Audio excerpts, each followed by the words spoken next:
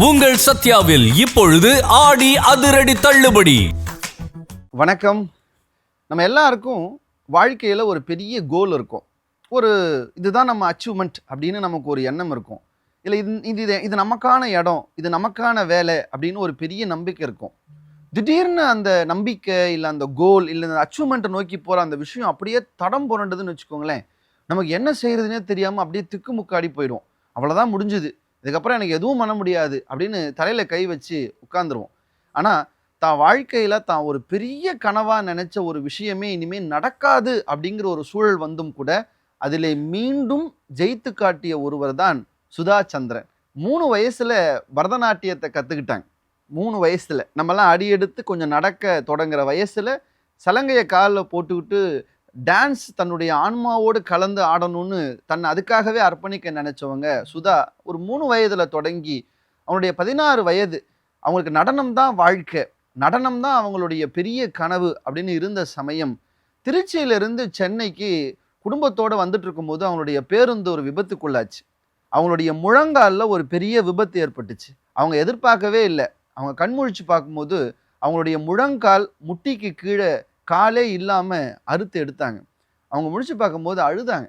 ஏன்னா கால் போகிறது எல்லாருக்கும் ரொம்ப கஷ்டம். ஆனால் அவங்களுக்கு அவங்களுடைய கால் மட்டும் இல்லை, அவங்க கனவினுடைய காலும் சேர்த்து பறிக்கப்பட்டதுங்கிறத பார்க்கும்போது அவங்களுக்கு ரொம்ப வேதனையாக இருந்தது. நடனம் தான் தன்னுடைய வாழ்க்கைன்னு நினச்சாங்க. நிற்கவே முடியாத ஒரு சூழல் வந்துருச்சேன்னு அவங்க ரொம்ப அழுதப்போ அவங்களுக்கு ஒரு பெரிய ஒரு உத்வேகமாக இருந்தது டாக்டர் சேதியினுடைய ஒரு செய்தி. அவங்கள போய் சந்தித்தா தனக்கு திரும்ப கால் கிடைக்கும், நிற்க முடியும் அப்படின்னு நம்பினாங்க. அதுக்காக அவங்கள பார்க்க போனாங்க. அவங்க ஒரு பெரிய ஆய்வெல்லாம் செஞ்சு அவங்களுக்காக ஒரு செயற்கை காலை பொருத்தி கொடுத்தாங்க. ஆனால் அவங்க சொன்னாங்க, இந்த கால் நீங்கள் நடக்கிறதுக்கு உங்களுக்கு பயனுள்ளதாக இருக்குமே ஒழிய ரொம்ப ஸ்ட்ரெயின் பண்ணிக்க முடியாதுன்னு சொன்னாங்க. ஆனால் சுதா அதை பற்றி வருத்தப்படவே இல்லை.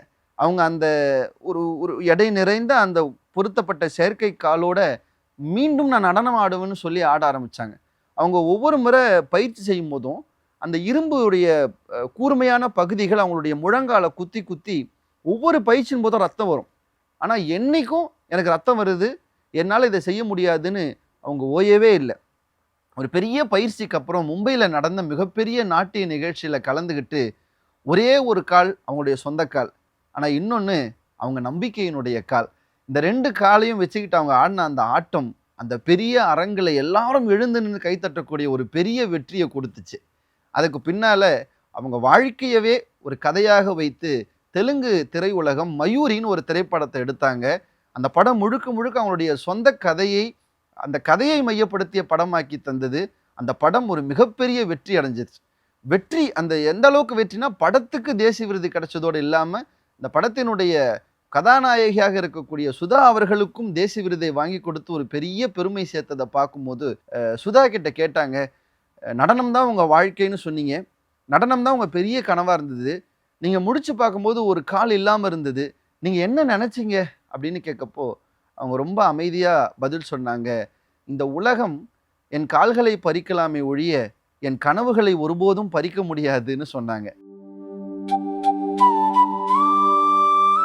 இன்னைக்கு நம்முடைய வெள்ளித்திரையிலையும் இன்னைக்கு பல சீரியல்களையும் கூட தன்னுடைய தனித்துவமான நடிப்பால் தனக்கே உரிய ஒரு பெரிய இடத்தை சுதா அவர்கள் பிடித்திருக்கிறார்கள் என்றால், ஒன்று அவர்களுடைய சொந்த கால் அதை கொடுத்தது, இன்னொன்று அவர்களுடைய நம்பிக்கையின் கால் அதை கொடுத்தது. அப்படின்னா நமக்கெல்லாம் 2 காலோடு நம்பிக்கையின் காலும் சேர்ந்துச்சுன்னா எவ்வளோ பெரிய வெற்றிகளை அடையலாம்ங்கிறதுக்கு இவங்களுடைய வாழ்க்கையே ஒரு பெரிய சாட்சி.